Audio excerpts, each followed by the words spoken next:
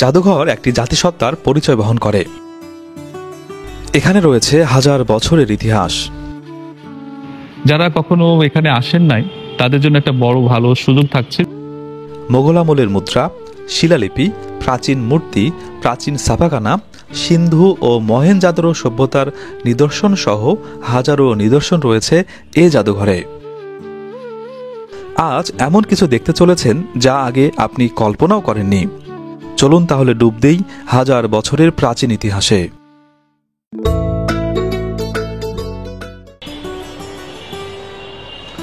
বাংলাদেশের প্রথম জাদুঘর বরেণ্য জাদুঘর থেকে আপনাদের সবাইকে শুভেচ্ছা এবং স্বাগতম জানাচ্ছি। আমি মেহেদি হাসান।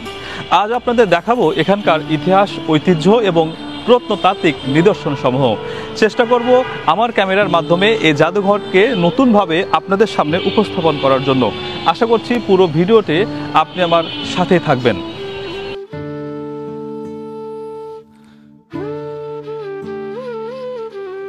কর্তৃপক্ষের কাছ থেকে অনুমতি নিয়ে টিকিট কেটে আমি প্রবেশ করলাম বাংলাদেশের সর্বপ্রথম জাদুঘর বরেন্দ্র গবেষণা জাদুঘরে। এটি স্থাপিত হয়েছিল 1910 সালে এবং 13 নভেম্বর বাংলার তৎকালীন গভর্নর কারমাইকেল জাদুঘরটি উদ্বোধন করেন। দর্শক, এই মুহূর্তে আমরা আছি বরেন্দ্র জাদুঘরের ঠিক মাঝে, দেখতে পাচ্ছেন ঠিক মাঝখানে করিডোর এটি। এখানে ভিডিও করার জন্য আমরা সরকারিভাবে অনুমতি নিয়েছি জাদুঘর কর্তৃপক্ষের কাছ থেকে, তারপরে কিন্তু এখানে আমি দাঁড়িয়ে ভিডিও করতে পারছি। তো এখানে অনেকগুলো নিদর্শন পাশে দেখতে পাচ্ছেন, শিব মন্দিরের মতো একটা, এবং এখানে আশেপাশে চারিদিকে কিন্তু অসংখ্য মূর্তি বা বিভিন্ন রকম স্থাপনা কিন্তু ছড়িয়ে ছিটে আছে। একটু যদি কাছে থেকে দেখায়, এইদিকে দেখতে পাচ্ছেন এই নিদর্শনগুলো কিন্তু প্রত্নতাত্ত্বিকভাবে বিভিন্ন জায়গা থেকে সংগ্রহ করা হয়েছে। এটা বৌদ্ধ সভ্যতার নিদর্শন আছে, এখানে সিন্ধু সভ্যতার নিদর্শন আছে, এবং আমি যতটুকু তথ্য পেয়েছি প্রায় 17,000-এর বেশি নিদর্শন কিন্তু এই জাদুঘরের মধ্যে সংরক্ষিত আছে। তো এই বিষয়গুলো আজকে দেখানোর জন্য আপনাদের সামনে এসেছি। যদি এর আগে কেউ এখানে এসে থাকেন অবশ্যই মন্তব্য করে জানাবেন, আর এই আজকের এই ভিডিওটি আপনাদের কেমন লাগছে সেইটিও অবশ্যই জানাবেন। পৃথিবীর প্রথম জাদুঘর স্থাপিত হয়েছিল মিশরের আলেকজান্দ্রিয়ায়।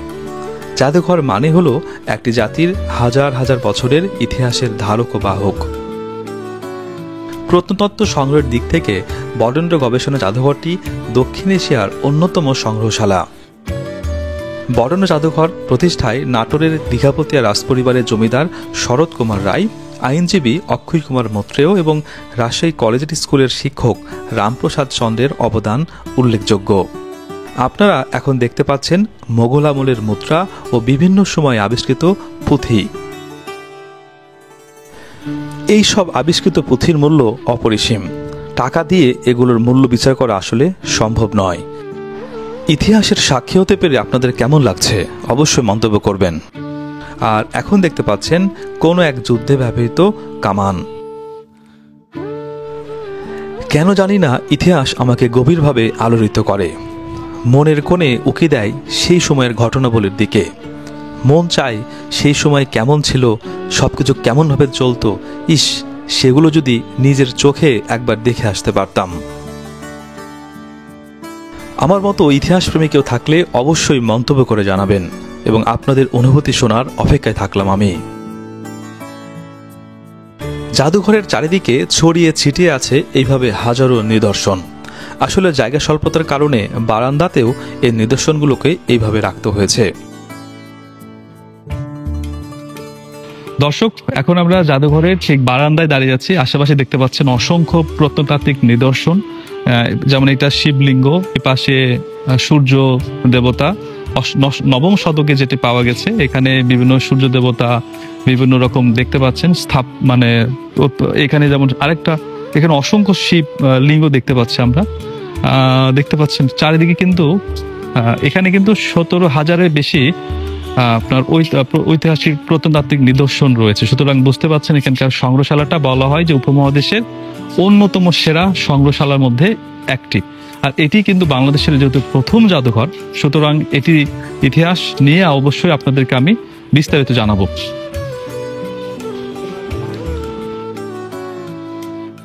এই জাদুঘরে 12,000-এর বেশি বই সমৃদ্ধ একটি গ্রন্থশালা রয়েছে। জাদুঘরটিকে 7টি প্রদর্শন কক্ষে ভাগ করা হয়েছে। প্রথম প্রদর্শন কোষ্ঠে নওগাঁর পাহাড়পুর থেকে উদ্ধারকৃত 256টি ঐতিহাসিক সামগ্রী রয়েছে।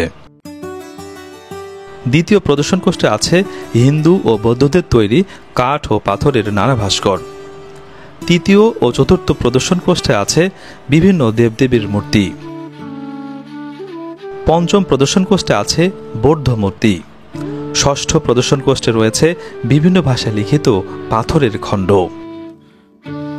এবং সপ্তম প্রদর্শন কোষ্ঠে সংরক্ষিত আছে বিভিন্ন আদিবাসী জনগোষ্ঠীর নিদর্শন সমূহ।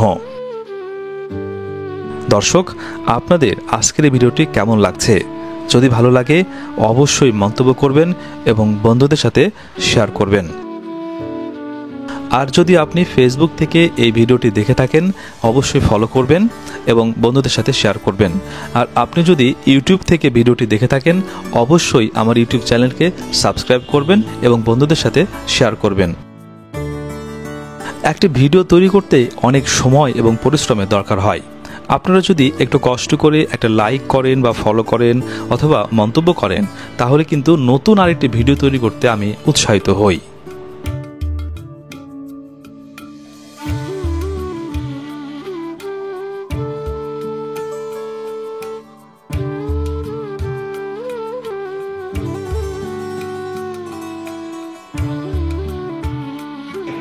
এখানকার প্রত্নতাত্ত্বিক নিদর্শনগুলো দেখে আমি সত্যি বিমোহিত। মানে এগুলো আসলে প্রাচীন কোনোটা সিন্ধু সভ্যতা, মহেঞ্জোদারো সভ্যতা এবং বিভিন্ন সভ্যতার নিদর্শন। এখানে যেমন দেখতে পাচ্ছি যক্ষ যক্ষীর এটি 11 শতকের একটি মন্দিরের মতো।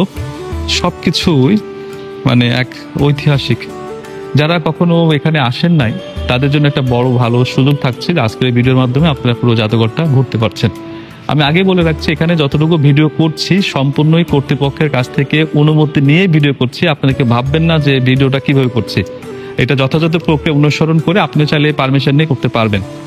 তো এখানে চণ্ডী, সরস্বতী দেবী, মনসা, সাপের দেবী মনসা, দুর্গা, এখানে দুর্গা, বিভিন্ন রকম পার্বতী আমরা জানি পার্বতী আরেক নাম দুর্গা। এই সবগুলো 12 শতক, কোনোটা 11 শতকে এগুলো আসলে উদ্ধার করা হয়েছে।